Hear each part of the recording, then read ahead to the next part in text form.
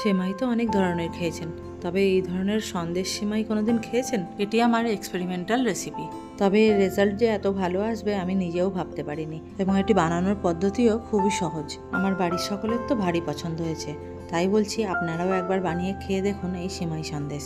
প্রথমে একটি বোলের মধ্যে সেমাইটা নিয়ে নেব। সেমাইটা কেনার সময় দেখে নেবেন যাতে সেমাইটা একদম সরু হয়। এই সেমাই সন্দেশ বানাতে বেশি মোটা সেমাই হলে ভালো লাগবে না। এবার এই সেমাইটাকে ভালোভাবে হাত দিয়ে ভেঙে নিতে হবে। সেমাইটা এখানে আমার ভালোভাবে ভেঙে গুঁড়ো করা হয়ে গিয়েছে।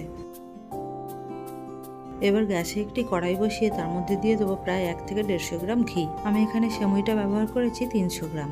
ঘিটা এখানে ধোঁয়া ওটা গরম করতে হবে না, হালকা গরম হলে এর মধ্যে সেমাইগুলো দিয়ে আমরা ভাজতে থাকবো।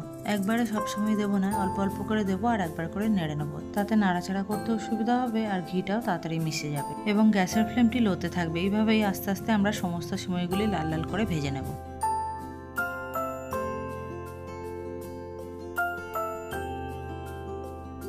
এইভাবে নাড়াচাড়া করে লো ফ্লেমে ভেজে ভালো মতো লাল লাল হয়ে গিয়েছে। এবার এটা আমরা নামিয়ে নেব এবং সেম কড়াইটাই আমরা আবার গ্যাসে বসিয়ে দেবো এবং এর মধ্যে দিয়ে দেবো 500 ml ফুল ফ্যাট বা ফুল ক্রিম দুধ। দুধটা ফুটে উঠুক ততক্ষণ আমরা বাকি কাজগুলি করে নেব। এখানে আমি কিছু খোয়া গ্রেট করে নেব। আমি এখানে মোট 300 গ্রাম খোয়া নিয়েছি। সমস্ত খোয়াটি আমরা গ্রেট করে নেব। খোয়াটি গ্রেট করে গরম দুধে দিলে তাড়াতাড়ি দুধের সঙ্গে মিশে যাবে, সেই কারণেই গ্রেট করা। সমস্ত খোয়া আমার এখানে গ্রেট করা হয়ে গিয়েছে ভালো মতো করে, আর দুধটাও ফুটতে শুরু হয়েছে। এবার আমরা গ্রেট করা খোয়াগুলি এর মধ্যে দিয়ে দেবো। গ্যাসের ফ্লেমটি আমাদের লোতে থাকবে এবং ভালোভাবে নাড়াচাড়া করে মিশিয়ে নেব। আর দিয়ে দেবো কিছু বাদাম কুচি। এবার একটি পাত্রের মধ্যে কিছু কেশর নিয়ে নেবো এবং ফুটন্ত দুধ 1 চামচের মধ্যে দিয়ে দেবো এবং গরম দুধে কেশরটি গুলে নেব, তার কারণে কেশরের রঙটি ভালো বেরোবে। এবার এই ভেজানো কেশরটি আমরা এই দুধের মধ্যে ঢেলে দেবো আর দিয়ে দেবো কনডেন্স মিল্ক 400 ml। এর মধ্যে আমরা কোনো রকম চিনি ব্যবহার করব না। কনডেন্স মিল্কের মধ্যে অলরেডি চিনি দেওয়া থাকে। কারো যদি বেশি মিষ্টি পছন্দ হয় তাহলে সে আরও চিনি অ্যাড করতে পারে এক্সট্রা করে। কেশর এবং কনডেন্স মিল্ক দেওয়ার ফলে কি সুন্দর কালার এসছে দেখুন, এবং দুধটিও ভালোভাবে ফুটতে শুরু হয়েছে। এবার এর মধ্যে ভেজে রাখা সেমাইগুলি দিয়ে দেবো। ভাজা সেমাইগুলি দেওয়ার পরে 2 মিনিট নাড়াচাড়া করে গ্যাসের ফ্লেমটি আমরা বন্ধ করে দেবো। এর চেয়ে বেশি সময় ধরে গ্যাসে বসিয়ে রাখলে সমস্ত রস শুকিয়ে যাবে, তাতে আর সন্দেশ তৈরি হবে না। সন্দেশ তৈরি করার জন্য আমাদের ঠিক এরকমই কনসিস্টেন্সি রাখতে হবে। সেমাইটি আমাদের রেডি হয়ে গিয়েছে। এখন দেখে হয়তো মনে হচ্ছে এটি নরম আছে, তবে ঠান্ডা হলে সেট হয়ে যাবে, এটি শক্ত হয়ে সন্দেশের মতো জমে যাবে। এবার যার মধ্যে সন্দেশটি আপনি জমাবেন সেই পাত্রটিকে আগে অয়েল ব্রাশ করে নিতে হবে, যাতে সন্দেশটি তোলার সময় ভালোভাবে উঠে আসে, পাত্রের গায়ে লেগে না যায়।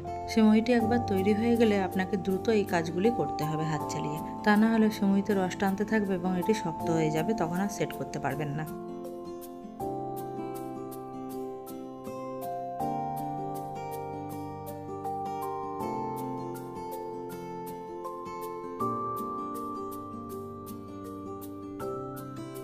সেমাইটি আমার খুব ভালোভাবে সেট করা হয়ে গিয়েছে। এবারে গার্নিশিংয়ের জন্য কিছু দিয়ে দেবো বাদাম কুচি।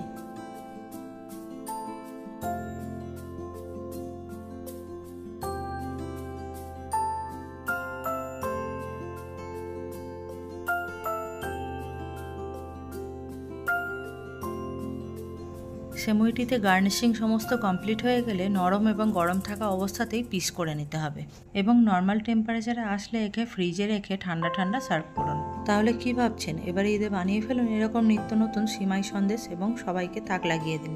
এবং ভালো লাগলে লাইক অ্যান্ড শেয়ার করবেন আর কমেন্টে অবশ্যই জানাবেন।